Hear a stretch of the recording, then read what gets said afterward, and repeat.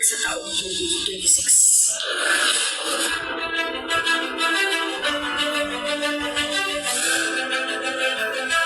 Amoy yadto ang mga prediction ni Rudy Baldwin para sa tuig 2026. Ini nga mga palanan-awon, vision kung prediction ni Baldwin para sa sining nga tuig, wala sang intensyon nga magtugas ang kahadlok sa aton, kundi magaserbi lamang nga paandam kag giya sa katawhan.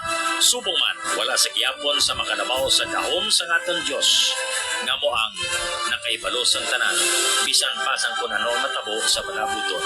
Ang aton ugot nga pagtuo kapag salig sa Ginoo amo ang labi naton nga papakuron para mas sigurado kita nga mangin maayo ang aton wastab na. Sini nga tuig 2026, aton man hibalon ang mga panibago nga pagpanghangkat dala sang moderno nga panahon.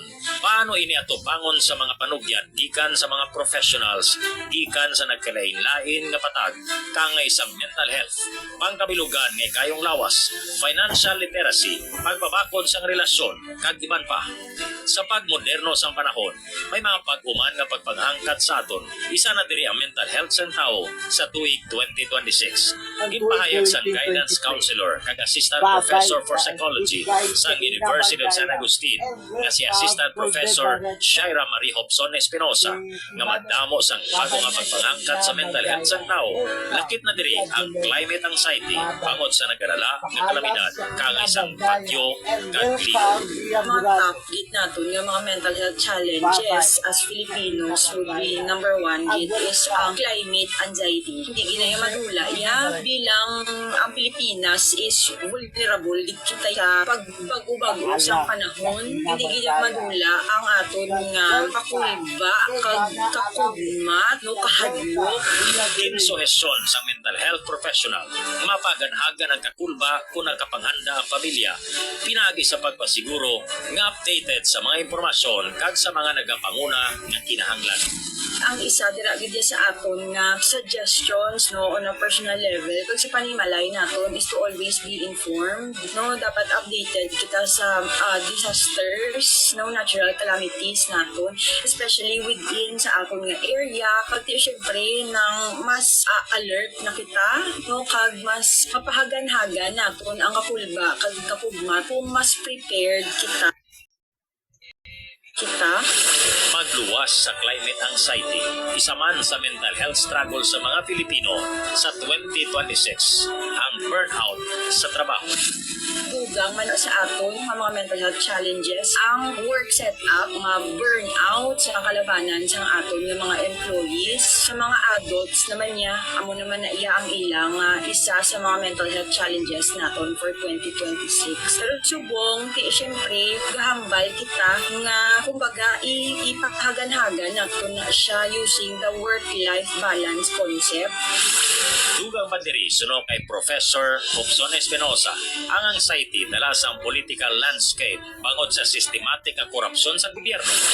Pati kita nga mga ordinaryo nga mga Pilipino nagaka-experience ang ginatawag nga political fatigue no, kag dumatapos lang gid niya ang 2025 wala pa niya closure, may gina siya, may effect man na siya sa aton nga mental health no, ang systemic nga corruption, systemic misinformation sa gobyerno, civic burnout bala no, nga maski naton karali kung kaysa sa karsada, kung naton ka panawagan nga may mag-resign nga politiko over social media do wala gigyapon nung may gakalatabo sa aton nga gobyerno.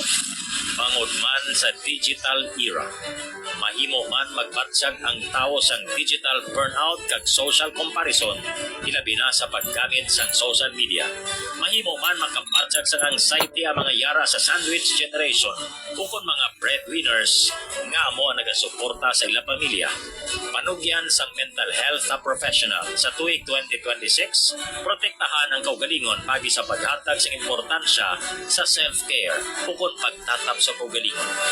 Pahayag sini, umpisa ng tuig nga may self-care strategies. Unahon ang kaugalingon, magsupot sang finances kag mangin mindful sa mga ginatubang nga sitwasyon. Very important gid nga strategy sa pag-deal sa aton nga mga mental health challenges, whether generic man la, personal, sa sulod sa panimalay nga mga challenges naton is always gid tipigan naton ang aton nga kaugalingon. Self-care gyapon, masugod kita gyapon sa self-care. Self-care is very important. Base lang sang 2025 no wala mo nahatagan sa nagakaigo nga atensyon ng imong kaugalingon. This time, it's a sign no para sa aton tanan nga to start the year with self-care strategies. Sa bahin naman sa pagbalanse kapag tipik sa aton gasto kag kinitaan, ginpanugyan sa financial educator nga si Miss Evelyn Bingbing Josue. Nga dapat i-monitor gid ang expenses kag buhinan ang mga ginabakal nga naluyagan na pag hindi man kinahanglan. Importante man suno sa iya nga matamat kapag bayad sa mga utang, pag-angkon sa emergency fund, life insurance kag healthcare. So ano ang imong number one goal dira is mangin debt free ka kay hindi ka gid man